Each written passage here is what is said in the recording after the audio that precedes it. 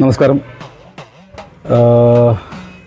ഇവിടെ കളരിദേവർമഠം വിഷ്ണുമായ ക്ഷേത്രത്തിൽ വരുന്ന ഏപ്രിൽ 1, 2, 3 എന്നീ തീയതികളിൽ വിഷ്ണുമായ സ്വാമിയുടെ തിരുവള്ളാട്ട് മഹോത്സവം നടക്കുകയാണ് ഈ വരുന്ന ഏപ്രിലിൽ.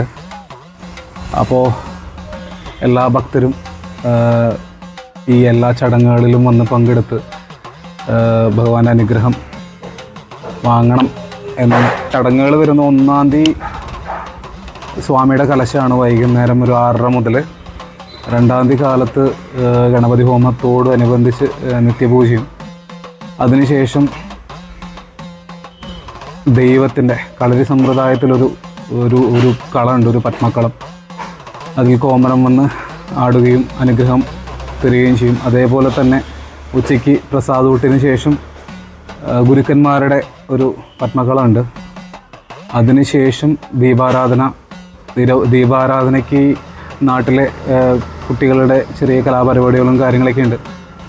അതിനുശേഷം വൈകുന്നേരം വിഷ്ണുമായനെ രൂപക്കളത്തിലേക്ക് എഴുന്നള്ളിക്കുകയും തുടർന്ന് സ്വാമിയുടെ കളത്തിൽ നൃത്തവും കൽപ്പനയൊക്കെ ഉണ്ടാവുന്നതാണ്.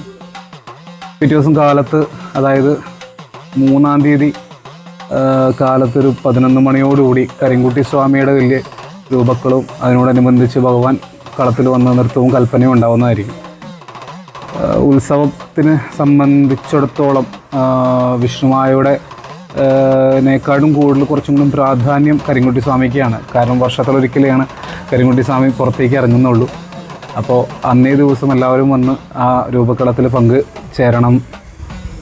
അതിനുശേഷം പ്രസാദൂട്ട്, പിന്നെ ദീപാരാധന ഭഗവതിക്ക് കരിങ്കാളിമുത്തിയാണ്. കീഴ്ക്കാവിൽ കരിങ്കാളിമുത്തി അമ്മയുടെ ദീപാരാധനയാണ്. ദീപാരാധനയ്ക്ക് തുടർന്ന് ശ്രീ കലൂർ രാമൻകുട്ടിമാരാർ അദ്ദേഹത്തിൻ്റെ തായമ്പകയുണ്ട്, രാമനാശാൻ്റെ തായമ്പകയുണ്ട്. അതും വന്ന് കണ്ടോളൂ. ശേഷം പ്രസാദൂട്ട് കഴിഞ്ഞ് അവസാനം ഭഗവതിക്ക്, കീഴ്ക്കാവിലമ്മയ്ക്ക് ഒരു ഗുരുതി, ശാക്തേയവശാലുള്ള ഒരു ഗുരുതിയും. അതിനോടുകൂടി കളരിദേവർമഠം അമ്പലം നട അടയ്ക്കും 7 ദിവസം. പിന്നീട് 7-ാമത്തെ ദിവസമേ നട തുറക്കുകയുള്ളൂ. അപ്പോൾ ഈ പറഞ്ഞ ചടങ്ങുകളിലെല്ലാം എല്ലാ ഭക്തരും വന്ന് പങ്കുചേരണം.